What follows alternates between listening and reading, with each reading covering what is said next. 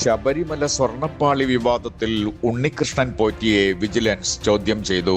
തനിക്ക് കിട്ടിയത് ചെമ്പ് പാളി തന്നെയെന്ന് രേഖാമൂലം അധികൃതർ പറഞ്ഞിട്ടുണ്ടെന്ന് വിജിലൻസിന് ഉണ്ണികൃഷ്ണൻ പോറ്റി മൊഴി നൽകി. 4 മണിക്കൂറായിരുന്നു ചോദ്യം ചെയ്യൽ. ഇതേസമയം പോലീസും സർക്കാരും ഉണർന്നു പ്രവർത്തിക്കുന്നില്ല എന്നാണ് ആരോപണം.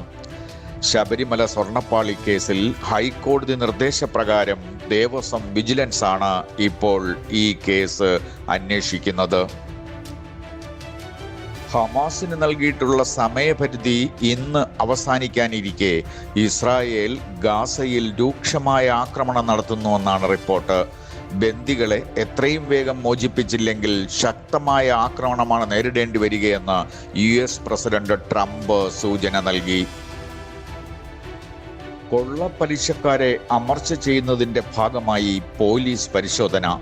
സുനിൽ കുമാർ പാലോട് കുറുപുഴ, മനേഷ് കിളിമാനൂർ, ഫ്രാങ്ക്ലിൻ കടക്കാവൂർ എന്നിവരുടെ വീടുകളിൽ നിന്ന് റൂറൽ പോലീസ് ചെക്ക് ലീഫുകളും 5 ലക്ഷത്തിൽ പരം രൂപയും ആധാരങ്ങളും പിടിച്ചെടുത്തു.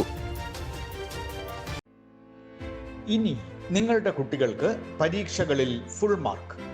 അവർ ഇനി ഒരു കിസ് ഗെയിം പോലെ പരീക്ഷകളെ ഇഷ്ടപ്പെടും.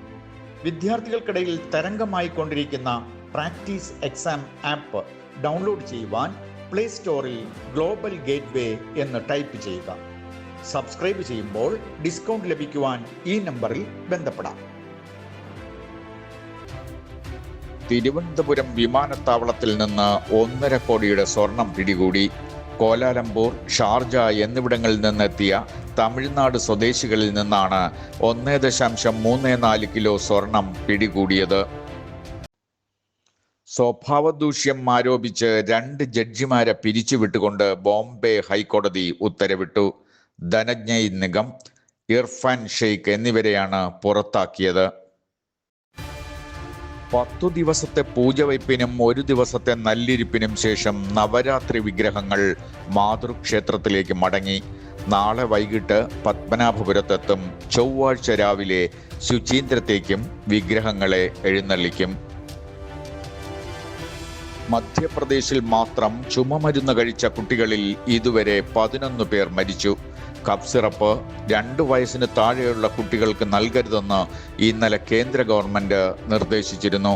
തെലങ്കാനയിൽ ഈ മരുന്ന് നിരോധിച്ചു. തിരുവനന്തപുരത്ത് സെൻട്രൽ സ്റ്റേഡിയത്തിൽ സർക്കാർ ഒരുക്കിയ സ്വീകരണത്തിൽ പങ്കെടുത്ത ശേഷം നടൻ മോഹൻലാൽ രാത്രി 10:30 മലയാള സിനിമയുടെ കുലപതി നടൻ മധുവിനെ കാണാൻ അദ്ദേഹത്തിന്റെ കണ്ണമ്മൂലയുള്ള വസതിയിലെത്തി. ഒപ്പം ആന്റണി പെരുമ്പാവൂരും ഉണ്ടായിരുന്നു. കൊച്ചി നഗരത്തിൽ 3 ഡബിൾ ഡെക്കർ ബസ്സുകൾ KSRTC പുതുതായി ഏർപ്പെടുത്തി. ഇനി കൊച്ചിയിലും തിരുവനന്തപുരം പോലെ ഡബിൾ ഡെക്കർ യാത്ര ആസ്വദിക്കാം. സക്സസ് വിസ്മയം സിൽവർ ജൂബിലി 2025 സജു സക്സസ് അധ്യക്ഷനായ ചടങ്ങ് ഗാന്ധി ജയന്തി ദിനത്തിൽ അഡ്വക്കേറ്റ് വിൻസെന്റ് MLA ഉദ്ഘാടനം ചെയ്തു. Nasaruddin, superintendent of police crime branch മുഖ്യ അതിഥിയായി.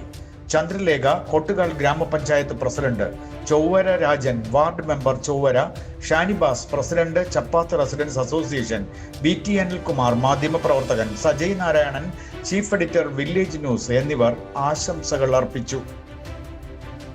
ജസ്റ്റ് റിമെമ്പർ ദാറ്റ് കമ്മീഷണറുടെ റിലീസ് ഉടൻ വരുന്നു.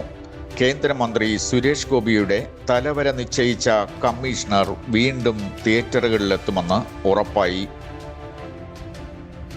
സൂപ്പർ ലീഗ് കേരള ഫുട്ബോൾ മത്സരത്തിൽ ഇന്ന് കൊമ്പൻസ് കളത്തിലിറങ്ങും. രാത്രി 7:30 തിരുവനന്തപുരം ചന്ദ്രശേഖർ നായർ സ്റ്റേഡിയത്തിലാണ് മത്സരം. കണ്ണൂർ വാരിയേഴ്സ് FC ആണ് എതിരാളികൾ. വനിതാ ലോകകപ്പ് ഏകദിന ക്രിക്കറ്റ് മത്സരത്തിൽ ഇന്ന് ഇന്ത്യ പാകിസ്ഥാനെ നേരിടും. വാർത്തകൾ ഇതുവരെ ഇവിടെ പൂർണ്ണമാകുന്നു. കൂടുതൽ വാർത്തകളുമായി വീണ്ടും കാണാം.